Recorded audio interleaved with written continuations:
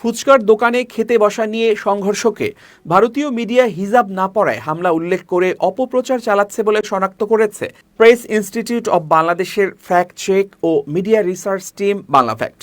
Bangla Fact জানিয়েছে, ভারত থেকে পরিচালিত এক্স অ্যাকাউন্ট থেকে একটি ভিডিও ছড়িয়ে দিয়ে দাবি করা হচ্ছে চট্টগ্রামে হিজাব না পরার কারণে ডেবোরাহ ও মারিয়া নামের দুই খ্রিস্টান ধর্মাবলম্বী নারীর উপর প্রকাশ্যে চেয়ার দিয়ে হামলা করা হয়েছে। একই তথ্যে ভারতীয় গণমাধ্যম প্রতিষ্ঠান এবিপির গুজরাট সংস্করণে রোববার একটি প্রতিবেদন প্রকাশিত হয়েছে।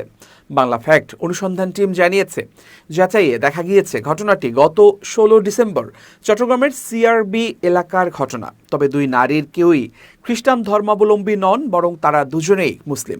হিজাব না পরার কারণে তাদের উপর হামলা করা হয়নি। হামলা হয়েছিল দোকানে খেতে বসা নিয়ে। ইন্টারনেটে ছড়িয়ে পড়া শত শত ভুল তথ্য শনাক্ত করেছে বাংলাদেশের ফ্যাক্ট চেকিং প্রতিষ্ঠান বাংলা ফ্যাক্ট।